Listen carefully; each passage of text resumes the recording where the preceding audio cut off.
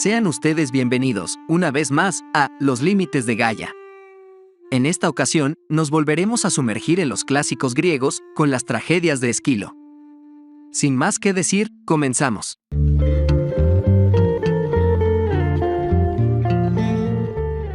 Sinopsis. Esquilo ha sido llamado en ocasiones padre de la tragedia, pero no por ser el primero en construirla, sino por darle una impronta de seriedad que no tenía. Interesado por la naturaleza del carácter humano, crimen, venganza, reconciliación, etc., con él se cierra la primera etapa de la historia del teatro occidental, la de su constitución. Análisis. El argumento de Los persas es el siguiente. La obra se ambienta en Susa, capital de Persia. Comienza con la intervención del coro, representando a nobles persas, y de la reina madre Atosa esperando noticias sobre la guerra en la que el rey Jerjes combatía contra los griegos. Ya el comienzo resulta inusual para tratarse de una obra de Esquilo, que solía situar la aparición del coro en un punto más avanzado de la obra, después de un discurso que solía ser recitado por algún personaje secundario. Es en este momento cuando un mensajero entra en escena, portando las noticias de la derrota en la batalla del ejército persa, así como los nombres de los numerosos generales persas que habían caído. Pese a ello, el rey Jerjes ha conseguido escapar y se encuentra de regreso. Es entonces cuando comienza una gráfica descripción del transcurso de la lucha hasta su sangriento final. El punto álgido del soliloquio del mensajero cuando cuenta el grito de batalla con el que avanzaban los griegos. Adelante, hijos de Grecia. Liberad vuestra patria, a vuestros hijos, a vuestras mujeres, a los templos de vuestros dioses ancestrales, a las tumbas de vuestros antepasados. Esta es la batalla por todo ello. Es entonces cuando Atosa acude a la tumba de su amado esposo, Darío, quien se le aparece en forma de fantasma, y le explica que el motivo de la derrota persa ha de buscarse en la ibris, desmesura, de Jerjes, que construyó un puente a base de barcos a lo largo del Helesponto, ofendiendo así a los dioses. De esta manera, Esquilo quiere decir que han sido los dioses, más que Atenas, los responsables de la victoria. El fantasma de Darío también alude a la batalla de Platea, otra victoria griega, probablemente anticipando de este modo la tercera obra. Cabe destacar que la aparición en escena de un fantasma en una tragedia griega es algo poco común, pero se conocen otros casos semejantes. En las Euménides, de la Orestiada de Esquilo, aparece el fantasma de Clitemnestra. En Hécuba, de Eurípides, aparece el fantasma de Polidoro. Jerjes, el héroe trágico de la obra, no aparece hasta el final. Vuelve vencido y avergonzado por la derrota, y no acepta que fue su ibris la que condujo a Persia a ese fatal desenlace. La representación concluye con abundantes lamentos de Jerjes y del coro. Al contrario que la mayor parte de los desenlaces de las tragedias griegas, esta no incluye una peripeteia, punto de inflexión en la que cambia la fortuna del personaje hacia un punto trágico. Jerjes no figura como un rey cuyo destino le depara un giro en su suerte. De hecho, acaba aceptando la causa de su derrota, anagnórisis, y termina la obra en una posición más digna que la que tenía al comienzo. Los persas, es una historia que quiere dejar bien parada a Atenas. El argumento de Los 7 contra Tebas es el siguiente. La acción se desarrolla dentro de la ciudad de Tebas durante el asedio del ejército argivo a la ciudad, a causa de la negativa de Eteocles de ceder su turno para reinar en la ciudad que había pactado con su hermano Polinices. Su padre Edipo había lanzado previamente una maldición contra ambos hermanos. Un mensajero informa a Eteocles de lo que está sucediendo. Los 7 caudillos de las tropas argivas han lanzado el juramento de que destruirán y saquearán la ciudad o bien morirán en el intento. Tras ello, los caudillos habían echado a suertes por qué puerta atacaría cada uno. El mensajero apremia a Eteocles para que sitúe ante cada una de las puertas a sus guerreros y elija quienes deben liderar cada uno de los contingentes defensores. El ejército argivo llega ante Tebas y pone cerco a la ciudad, mientras los capitanes de sus tropas se disponen a situarse ante la puerta que les ha tocado en suerte. Llega el mensajero con información acerca de la identidad de cada uno de los caudillos rivales. Tideo, que ha insultado al adivino argivo Anfiarao por tratar de evitar el ataque, va a atacar la puerta Preto. Ante él, Eteocles opone a Melanipo, uno de los hijos de Ástaco. Capaneo, menospreciando a los dioses ante la puerta Electra. Polifonte es el caudillo tebano que va a competir contra él. Eteocles, que también menosprecia a los dioses, está frente a la puerta Neísta. Megareo será el caudillo tebano que se enfrente con él. Hipomedonte, guerrero corpulento y que lleva un escudo en el que está representado Tifón, atacará la puerta de Atenea Onca. Hiperbio, que porta un escudo en el que está representado Zeus, es el guerrero que le opone Eteocles. Partenopeo, que procede de Arcadia, es el que está situado frente a la puerta de Bóreas que estaba junto a la tumba de Anfión. Será Acter el tebano que le opondrá sus fuerzas. Anfiarao, el adivino, está ante la puerta homoloide. Insulta a uno de los suyos, Tideo, y reprocha a Polinices la decisión de atacar la ciudad. Pero él se ha comprometido a luchar con los argivos y se dispone a ello a pesar de que sabe que morirá. Lástenes es el elegido por Eteocles para oponerse a él.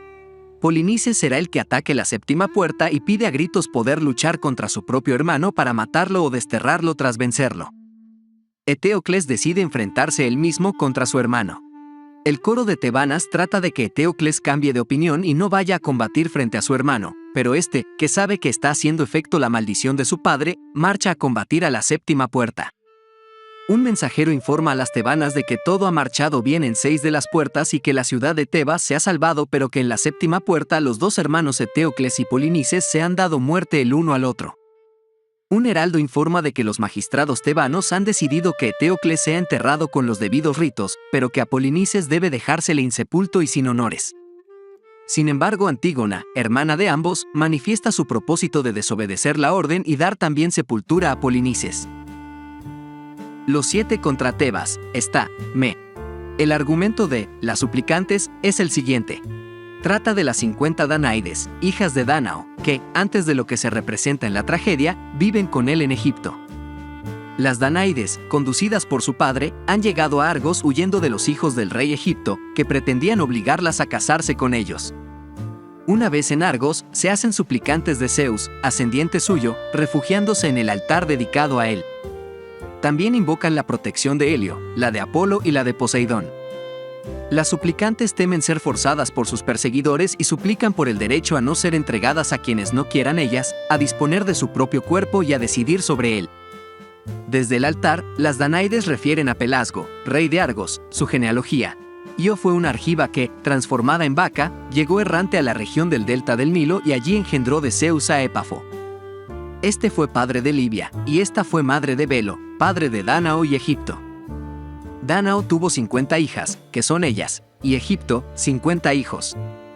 Las Danaides amenazan con suicidarse ahorcándose con sus ceñidores y sus cinturones en las estatuas de los dioses que hay en el altar. Pelasgo se interesa por su petición de asilo, pero ha de sopesar la posibilidad de entrar en guerra con Egipto por proteger a las suplicantes. El rey consulta con el pueblo, que decide protegerlas. En la escena se da la noticia de la entrada de un barco egipcio cuyo heraldo increpa a las Danaides y al rey y expone su derecho a llevarse a su país a las Danaides. Amenaza con la guerra contra Pelasgo si no se aviene a dárselas. Pelasgo se niega y acoge a las suplicantes, que hacerlo es un deber con los dioses y un deber con sus conciudadanos, que así lo han requerido. Las suplicantes, está, me. El argumento de Agamenón es el siguiente. Tiene lugar en Argos, delante del Palacio Real. Como precedente a lo que se narra en esta obra, hay que considerar que Argos y Troya habían rivalizado desde hacía mucho tiempo y con el que estableció un breve periodo de paz que quedó arruinado cuando el príncipe troyano Paris raptó a Helena, la esposa de Menelao, hermano de Agamenón. Para agregar, sería necesario recalcar que también eran intereses políticos y económicos los que movían al espartano a luchar en contra de los troyanos.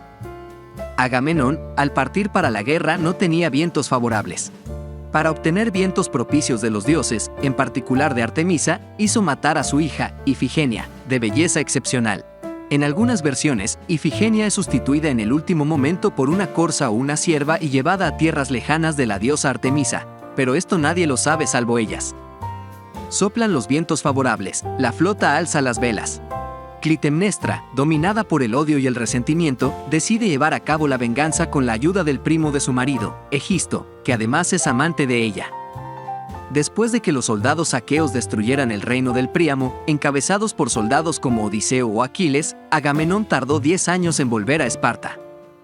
El monólogo del centinela apostado en el techo de la casa de los Átridas espera la señal de la caída de Troya y el retorno de Agamenón. Se lamenta de las fatigas que soporta. Ha permanecido allí agachado, como un perro, Cunos Diquen, durante años, siguiendo las instrucciones de una mujer con corazón varonil. Lamenta los destinos de la casa, pero promete mantenerse en silencio. Un gran buey ha pisado mi lengua. Avista la señal y sale para avisar a la reina. Entra el coro, formado por los viejos de Argos, que confía en que Agamenón regrese verdaderamente de Troya y evoca los antecedentes de la expedición. Se cuenta el prodigio nefasto de las dos águilas, los átridas Menelao y Agamenón, que matan a una liebre preñada, Troya, interpretado correctamente por Calcas, como la guerra contra Troya y la ira de Artemisa, que siente compasión por la liebre. Le sigue el llamado Himno a Zeus. Continúa la narración con la descripción de la flota aquea bloqueada en Aulaid, de la lucha interna de Agamenón que después se decide a sacrificar a su hija y del penoso sacrificio. Clitemnestra entra en escena, el coro inicia un diálogo con ella preguntándole si es cierto que Troya ha caído o si es solo un sueño de la reina. Clitemnestra explica todo el curso de las señales luminosas de Troya a Argos. El coro entona un himno a Zeus que es alabado como aquel que castiga al que infringe la justicia. Se habla del rapto de Helena, del castigo que golpeará a los troyanos y de los muertos de la guerra, y al final el coro pone en duda si la noticia del regreso es verdadera. Entra en escena el heraldo que después de haber invocado a la tierra patria y a los dioses da la noticia de que Troya ha caído y que Agamenón está regresando. Es interrogado por el coro y habla de los desastres de la guerra que, sin embargo, ha acabado con la victoria aquea. Hay una breve intervención de Clitemnestra, que entra y sale rápidamente, afirma haber tenido razón sobre las señales y de querer esperar al marido al que en este tiempo ha servido con lealtad. El coro quiere entonces noticias de Menelao y el heraldo afirma que la flota al regreso fue dispersada por una tempestad y que habían perdido su rastro, pero no desespera sobre su suerte. El coro reflexiona sobre el nombre de Helena, como destructora de navíos, la compara con un león criado en una casa y que crecido causa el desastre, la llegada de Helena a Troya, y reflexiona sobre la Dike y sobre la Ate. Entran en un carro Agamenón y Casandra como esclava y concubina. Esto, por supuesto, solo sirve para enfurecer más a Clitemnestra. El coro se vuelve hacia el rey, diciéndole que sabrá reconocer a los súbditos que le han sido leales. Agamenón agradece a los dioses la feliz empresa. Entra Clitemnestra, que se presenta como una esposa fiel que ha sufrido duramente la ausencia del marido. La acción principal de la obra es el agón entre Clitemnestra y Agamenón. Ella intenta convencerle para que pise una alfombra púrpura. Este ceremonial que ella pretende molesta a Agamenón porque indicaría ibris por su parte. Al final, por motivos que aún son objeto de controversia, Clitemnestra convence con palabras ambiguas a Agamenón que cruce la alfombra púrpura para entrar a Loicos. El coro tiene un presentimiento de muerte. Clitemnestra entra para convencer a Casandra de que entre, pero esta no responde y la deja. Casandra baja del carro y ve la piedra de Apolo. Comienza a lanzar oscuros gritos al dios, lamentando sus desgracias y las de su ciudad. Discute con el coro si ella debe entrar o no en el palacio, sabiendo que ella también será asesinada. Casandra es la hija del rey Príamo de Troya. Apolo la ha maldecido, otorgándole el don de la clarividencia, pero a condición de que nadie que oyera sus profecías las creería. La profetisa presagia un nuevo dolor que golpeará a la ya delictiva casa de Atreo. Agamenón será asesinado por Clitemnestra en la bañera. El coro al principio no lo entiende, interviniendo esporádicamente, después empieza a comprender. En su discurso, describe muchas imágenes espantosas de la historia de la casa de Atreo, y, además de anunciar el delito que cometerá Clitemnestra, profetiza la venganza de Orestes. Al final, Casandra elige entrar en el palacio, sabiendo que no puede evitar su destino. El coro, en esta obra un grupo de ancianos de Argos, oyen los gritos de muerte de Agamenón y frenéticamente discuten el curso de la acción. Toda la muerte de Agamenón ocurre fuera de escena. Se supone que cuando Agamenón se está bañando en su bañera, Clitemnestra lo enreda con una ropa, tela o red, y mientras él lucha por liberarse, ella lo apuñala repetidas veces con un pelecus. Esta muerte es muy parecida a la de un animal sacrificado con 3 golpes, acompañando el último con una oración a un dios. El coro siente provenir de dentro de la casa los gritos de Agamenón golpeado hasta la muerte y varios corifeos se preguntan qué hacer, cuando sale Clitemnestra junto a los cadáveres de su marido y de Casandra. Se mueve la plataforma y revela el espantoso espectáculo de los cuerpos muertos de Agamenón y Casandra, junto a Clitemnestra, que intenta explicar su acción. Clitemnestra entra triunfal declarando su homicidio y la justicia que ella misma ha llevado a cabo, vengando la muerte de Ifigenia y el ultraje que Agamenón le ha inferido llevando a casa a Casandra. El coro desea morir, maldice a Helena y a Clitemnestra, se lamenta del destino que le ha correspondido al rey y si habrá un funeral. Entra Egisto con algunos guardias que está exultante por el fin del rey y por haber así vengado los ultrajes del padre Tiestes. El coro lo maldice y Egisto lo amenaza con la prisión y la fama, siendo él el nuevo señor de Argos. El coro invoca el retorno de Orestes, que con toda probabilidad regresará para vengarse. Egisto ordena a sus matones que intervengan, pero Clitemnestra los detiene, pues no quiere más derramamiento de sangre, ya hay suficiente sufrimiento. Permitámonos ahora no ser sangrientos. Clitemnestra y Egisto quedan con los cadáveres, felices de su victoria, mientras que el coro sale de la escena. Antes de que el coro salga de escena, cuando discute con Egisto le reprocha su cobardía al no ser él quien mata a Agamenón para vengar a Tiestes, su padre, y haber convencido o haber persuadido aún más a Clitemnestra de que lo haga. Agamenón, está bien. El argumento de las Coéforas es el siguiente. Con anterioridad a los hechos que se narran en la trilogía de la Orestiada, Agamenón, casado con Clitemnestra, sacrificó a su hija Ifigenia para que los vientos fueran favorables para viajar a Troya. En la primera obra de la trilogía, Agamenón, Clitemnestra mata a Agamenón mediante engaño, cuando vuelve victorioso de Troya, tema tratado también por Homero en la Odisea. Las Coéforas es la segunda obra de la Orestiada. Narra el encuentro entre los dos hijos de Agamenón y Clitemnestra, Electra y Orestes, y su venganza por la muerte del padre.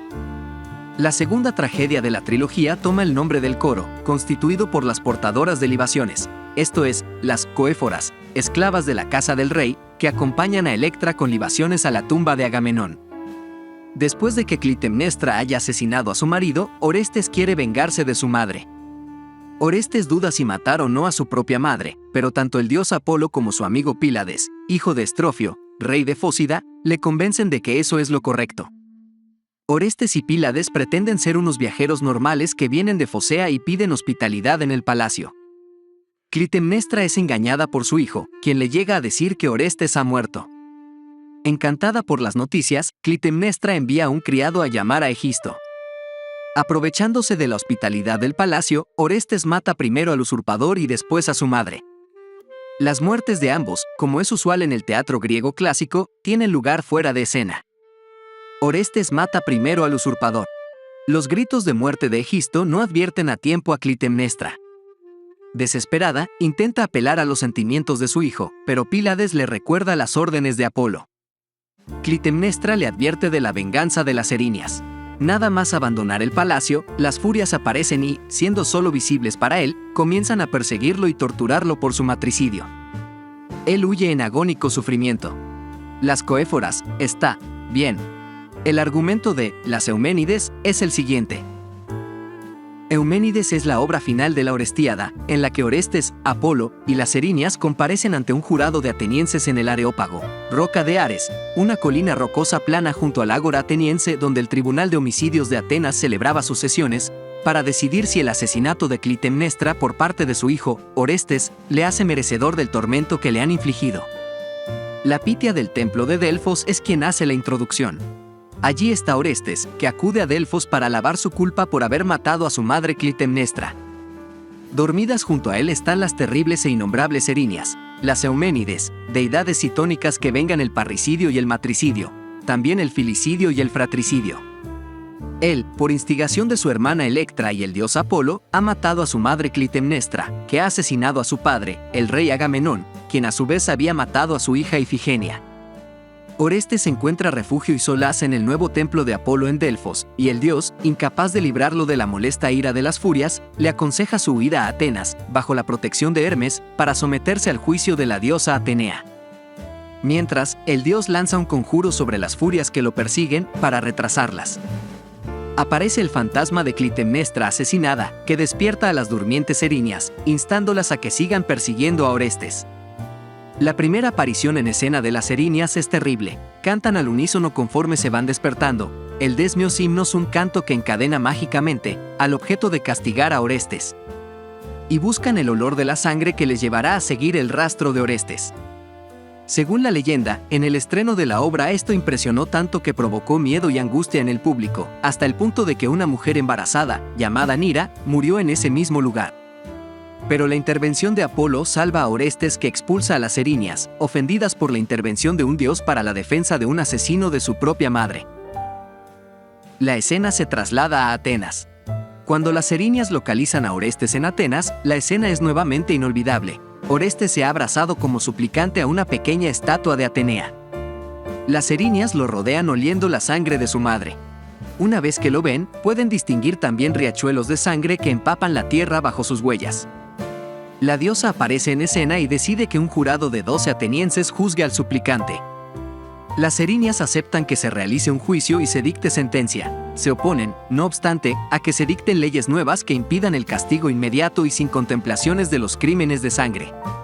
Se instituye el Areópago de Atenas con estas palabras de Atenea: pero, que este asunto se ha presentado aquí, para entender en los homicidios, elegiré jueces, que a la vez que sean irreprochables en la estimación de la ciudad, estén vinculados por juramento, y los constituiré en tribunal para siempre. Esta idea de Esquilo da una explicación mítica a un progreso social, la sustitución de la venganza por la justicia. Aquella era automática y sin miramientos en los inicios de la civilización.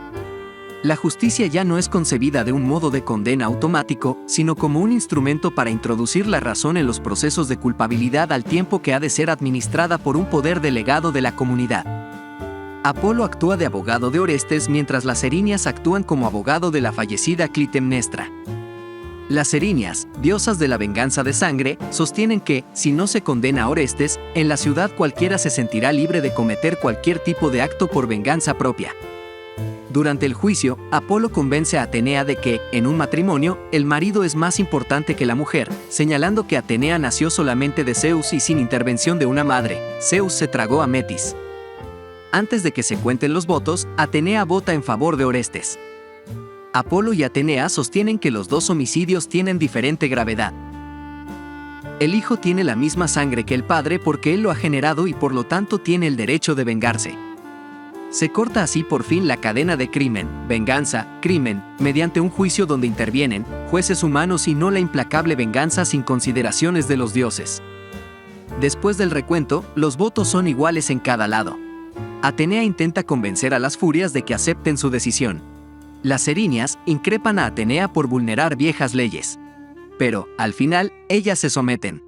Sin embargo, en Ifigenia en Táuride, de Eurípides, las Erinias siguen acosando a Orestes incluso después del juicio. Atenea entonces les da otro nombre, Euménides, benevolentes, quienes se comprometen a mostrar su lado más benigno a Atenas. Las Erinias serán entonces honradas por los ciudadanos de Atenas para asegurar su prosperidad. Atenea también declara que en adelante los empates entre los jurados deben resolverse en beneficio del acusado, siendo absuelto, puesto que la misericordia debe prevalecer siempre sobre la severidad. Las Euménides está muy buena. El argumento de Prometeo encadenado es el siguiente. La obra está basada en el mito del titán Prometeo, que había engañado a los dioses haciendo que recibieran la peor parte de cualquier animal sacrificado y los seres humanos la mejor. Además, había robado el fuego para entregárselo a los mortales y por eso fue castigado por el dios Zeus. Asimismo, Prometeo poseía el conocimiento profético de la persona que un día derrocaría a Zeus, pero rechazaba divulgar esta información.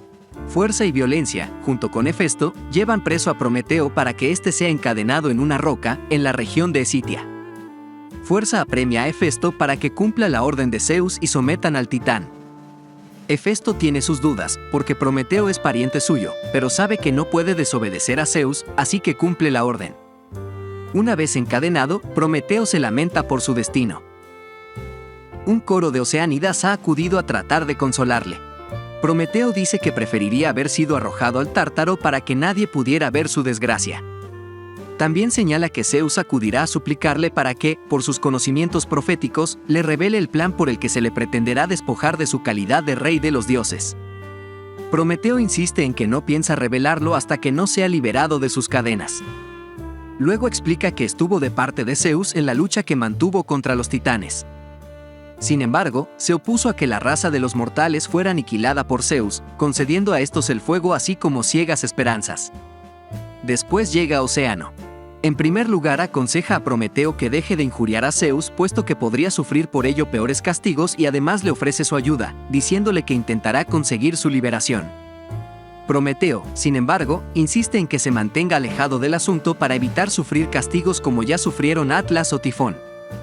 Océano se va y Prometeo sigue explicando cómo benefició a los mortales. Les enseñó a predecir el movimiento de las estrellas, los números, la escritura, el uso de los animales para trabajos agrícolas, las medicinas, el arte de la adivinación, el modo de interpretar los sueños, el modo de hacer señales con el fuego y los minerales bajo tierra. Llega después Io, que había sido transformada en ternera. Io explica a las Oceánides la causa de su transformación. Constantes sueños la habían advertido de que Zeus deseaba unirse a ella y tras consultar y obedecer los oráculos, Inaco, su padre, la había expulsado y desde entonces se había transformado en ternera y había sido vigilada por Argos por orden de Hera hasta que éste murió, pero desde entonces seguía siendo constantemente picada por un tábano y caminaba errante por el mundo. Io había pedido a Prometeo que profetizase cuál será su futuro y éste le dice que, tras atravesar la tierra de los escitas, llegará a la de los cálibes. A continuación debe atravesar el Cáucaso hasta llegar a tierra de las Amazonas, que le indicarán la ruta a seguir, que será atravesando el estrecho del Bósforo hasta llegar a Asia. A continuación debe llegar a una llanura llamada Sístene, donde viven las Greas y cerca de ellas sus hermanas, las Gorgonas. Debe prevenirse contra los grifos y contra los arimaspos. Luego debe proseguir hasta la primera catarata del río Nilo y la corriente de este río la guiará hasta un territorio donde ella y sus descendientes fundarán una colonia, Naucratis. Allí, en el delta del Nilo, Io será devuelta a su forma de mujer y Zeus engendrará en ella descendencia. 5 generaciones más tarde, 50 doncellas, las Danaides, regresarán a Argos y matarán a sus esposos excepto a uno de ellos. Entre la descendencia de la doncella que no mató a su esposo se encontrará un varón famoso por su arco, Heracles, que será el que libere por fin a Prometeo. Prometeo predice también que Zeus será destronado mediante un emparejamiento del que no puede dar más datos pero que producirá un hijo más fuerte que su padre. Solo podría librarse de este destino si un descendiente de Zeus lo libera de sus cadenas. En ese momento aparece Hermes, a quien Zeus ha enviado para instar a Prometeo a que revele con claridad la profecía. Prometeo se niega e indica a Hermes que prefiere ser desgraciado a ser un siervo de Zeus como es él. Pero Hermes le amenaza con que si se niega a hablar, primero Zeus provocará una tempestad que hará que la cumbre de la montaña bajo la que está caiga encima de él y más tarde un buitre acudirá todos los días a devorar su hígado. Prometeo dice que no piensa ceder y que todo eso que le anuncia ya lo sabía. La tempestad anunciada por Zeus ya estaba dando inicios. Varios textos afirman que la primera parte de esta obra formó en realidad parte de una trilogía atribuida a Esquilo, la Prometeia, compuesta por 2 otras obras cuya línea argumental sucedería tras los acontecimientos ocurridos en Prometeo encadenado. Estas 2 obras reciben el nombre de Prometeo liberado y Prometeo portador del fuego. Solo una serie de fragmentos se han podido conservar de ambas obras, y en cierto modo, nos revelan lo sucedido en los 2 componentes de esta supuesta trilogía. Sin embargo, a día de hoy la existencia de esta serie sigue siendo objeto de debate y es por tanto, incierta, ya que no hay pruebas suficientes para demostrar que realmente existió. Sin embargo, muchos expertos argumentan que, al igual que la trilogía de la Oresteia, Prometeo encadenado formaría la primera parte de 3 obras dedicadas por Esquilo al Titán. Prometeo liberado. Aunque solo 11 fragmentos han sobrevivido de este posible texto teatral, se atribuye a una continuación de la única obra conservada y es posible deducir la trama.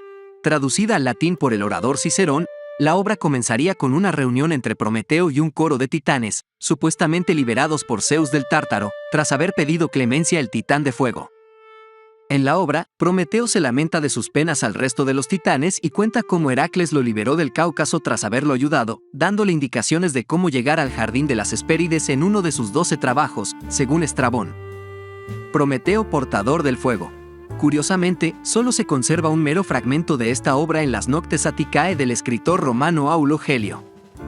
La frase en cuestión sería, en silencio, donde hay necesidad. Y hablando al punto en la obra, Prometeo afirma que lleva encadenado durante más de 30.000 años.